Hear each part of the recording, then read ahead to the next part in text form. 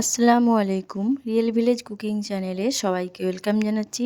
আজকে খাট্টা মিঠা চটপটা একটা নাস্তা বানিয়ে দেখাবো। সামান্য আটা দিয়ে কিভাবে এই নাস্তা বানিয়ে ফেলতে পারবেন, চলুন তাহলে আজকের এই রেসিপিটা আপনাদের সঙ্গে শেয়ার করি। এখানে আমি নিয়ে নিয়েছি গমের আটা। আপনারা চাইলে ময়দা দিয়েও বানাতে পারেন। এখানে আমি গমের আটা দিয়ে বানাবো। 1 বাটি পরিমাণে গমের আটা নিয়ে নিলাম, সামান্য লবণ। দুটো উপকরণকে আমি ভালোভাবে মিশিয়ে নিচ্ছি। মিশিয়ে নেওয়ার পর আমি এখানে নর্মাল জল দিয়ে এটাকে মেখে নেব। হাত দিয়ে ভালো করে এটাকে একটা ডো তৈরি করে নিতে হবে। খুব বেশি শক্তও না, নরমও না, মিডিয়াম একটা ডো তৈরি করে নিচ্ছি। আর আজকের নাস্তাটা আপনারা কিন্তু বাড়িতে ট্রাই করতে পারেন, খেতে অসম্ভব টেস্টি হয়। স্কিপ না করে পুরো ভিডিওটা দেখতে থাকুন, খুবই ভালো লাগবে। আটাটাকে আমি মেখে নিচ্ছি আর একটা ডো তৈরি করে নিচ্ছি। এখানে একটা ডো তৈরি করে নিয়েছি আর হাতের তালুর মধ্যে এভাবে একটু ভালো করে শেপ দিয়ে নেব।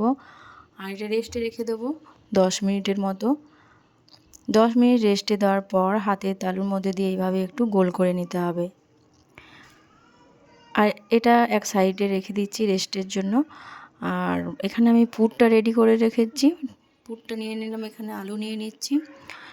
আমি একটা বড় সাইজের আলু নিয়েছি আর এইভাবে আমি ম্যাশ করে নিচ্ছি। খুব ভালোভাবে ম্যাশ করে নিতে হবে, এর মধ্যে কোনো রকম গিল্টি ভাব না থাকে। এটা যখন খুব ভালোভাবে ম্যাশ করা হয়ে যাবে, আমি এর মধ্যে কিছু মশলা অ্যাড করব, যেটা এই আলুর পুরটাকে খুবই চটপটি বানাবে আর খেতে অসম্ভব টেস্টি লাগবে। এবার এর মধ্যে অ্যাড করছি লবণ। আপনারা টেস্ট অনুযায়ী লবণ দেবেন। দিয়ে দিচ্ছি চাট মশলা, লাল লঙ্কা গুঁড়ো, এখানে আপনারা কাঁচা লঙ্কাও অ্যাড করতে পারেন। দিয়ে দিচ্ছি জিরে গুঁড়ো, দিয়ে দিচ্ছি অরিগানো, আর এখানে দিয়ে দিচ্ছি এটা ভাজা মশলা। সব কিছুকে আমি ভালোভাবে মিশিয়ে নেব। সব কিছুকে ভালোভাবে মিশিয়ে নিতে হবে। আবার এর মধ্যে আপনারা আবারও অনেক কিছু মশলা আপনাদের পছন্দ অনুযায়ী অ্যাড করতে পারেন। আর এইভাবে মশলা অ্যাড করলে এটা কিন্তু খেতে ভালোই লাগবে। আপনারা একবার বাড়িতে ট্রাই করে দেখবেন। আমি পুরো মশলাটাকে ভালোভাবে মিশিয়ে নিচ্ছি। মশলা যখন মাখা হয়ে যাবে, এটা আমি এক সাইডে রেখে দেবো।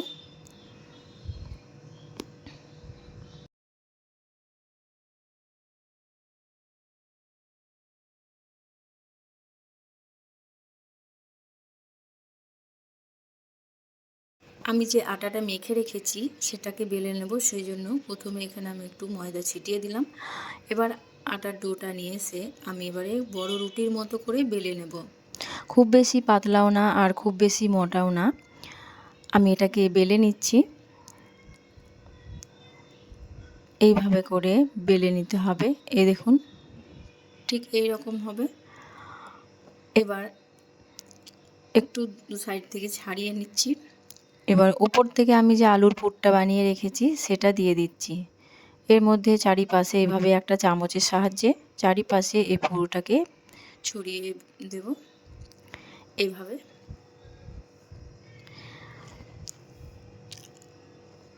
আমার এই চ্যানেলে অনেক রকমের নাস্তার রেসিপি আছে, আপনারা দেখতে পারেন এবং ঘরে ট্রাই করতে পারেন। এইভাবে এক সাইড থেকে ফোল্ড করে দিচ্ছি। এইভাবে করে একটু চেপে চেপে দিতে হবে, যাতে ভিতরে ফাঁপালো ভাব না থাকে। এবার হাত দিয়ে একটু ভালো করে এরকম করে শেপ দিয়ে নিচ্ছি। দু সাইডটা আমি এবারে কেটে দেব। দু সাইডের অংশটা এক সাইডে রেখে দেব, দিয়ে মাঝ বরাবর আমি ছোট ছোট পিস পিস করে কেটে নেব। এরকম করে ছোট ছোট করে কেটে নিচ্ছি। মধ্যে নিয়ে আমি একটু চাপ দিয়ে একটু শেপ দিয়ে নিচ্ছি, ঠিক এই রকম করে।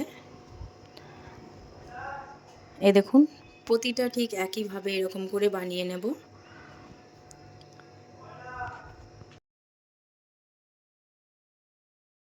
কটা আমি একই শেপ দিয়ে নেব।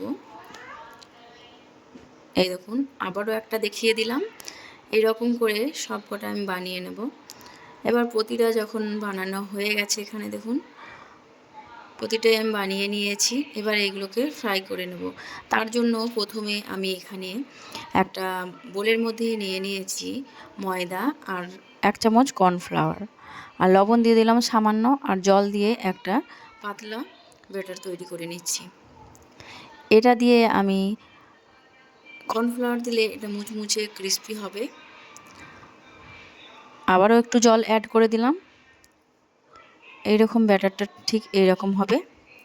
এবার এখানে আমি অয়েল নিয়ে নিয়েছি, ভেজিটেবল অয়েল। অয়েলটা যখন ভালোভাবে গরম হয়ে আসবে, এর মধ্যে একটা ব্যাটার ডুবিয়ে এইভাবে করে মাখিয়ে নিলাম, দিয়ে তেলের মধ্যে ছেড়ে দেবো। প্রতিটা ঠিক একইভাবে আমি তেলের মধ্যে দিয়ে দেবো। আর এখানে গ্যাসের ফ্লেমটা আমি মিডিয়ামে রেখে এগুলোকে ফ্রাই করে নেব। আমি এই নাস্তাটা বাড়িতে প্রায়ই বানিয়ে থাকি।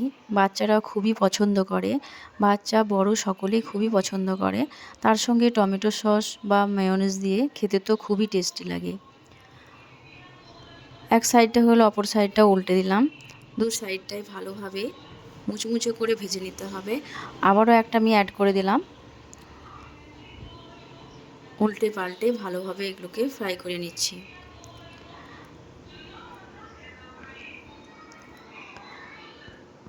এগুলো কিন্তু ফ্রাই করতে খুব বেশি টাইম লাগে না, অল্প সময়ের মধ্যে এই নাস্তাটা রেডি হয়ে যায়।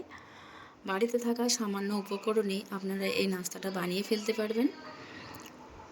দেখলেন তো, মাত্র একটা আলু এবং 1 বাটি ময়দা দিয়ে এই নাস্তাটা আমি বানিয়ে নিলাম। বাড়ির সকলে মিলেই মজা করে খাবে, এত সুন্দর হয় এই রেসিপিগুলো, খুবই টেস্টি। আমি এটা ফ্রাই হয়ে গেছে, একে একে করে তেল ঝরিয়ে তুলে নিচ্ছি। আর বাকি যেগুলো আছে সবগুলো ঠিক একইভাবে আমি ফ্রাই করে নেব। আর একটা প্লেটের মধ্যে নিয়ে নিয়েছি। এই দেখুন, দেখতে কত সুন্দর লাগছে, খেতেও কিন্তু খুবই টেস্টি। আর সঙ্গে নিয়ে নিয়েছি টমেটো কেচাপ।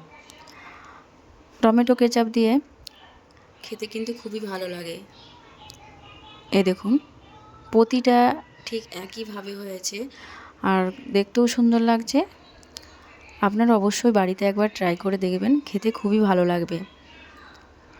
আর আমার চ্যানেলে যদি আপনি নতুন হয়ে থাকেন, চ্যানেলটা সাবস্ক্রাইব করে পাশে থাকার অনুরোধ রইল। আজকের এই রেসিপিটা আমি আপনাদের কাছে শেয়ার করেছি। যদি ভালো লাগে একটা কমেন্ট করে অবশ্যই জানাবেন কেমন লাগলো। খুবই মুচমুচে হয় আর ভেতরটা খুবই টেস্টি। এইভাবে টমেটো সস দিয়ে আমি এটাকে সার্ভ করেছি। আর এই টমেটো কেচাপটা আমি বাড়িতে বানিয়েছি, আপনারা এর ভিডিওটা দেখতে পারেন। সারা বছর সংরক্ষণ করে কিভাবে রাখবেন টমেটো সস, সেটাও দেখানো হয়েছে।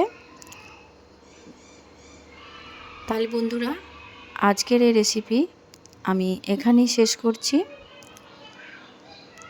আবার নিত্য নতুন রেসিপি নিয়ে আপনাদের কাছে হাজির হব। আমি একটু ভালোভাবে দেখিয়েছি, দেখুন কতটা সুন্দর হয়েছে।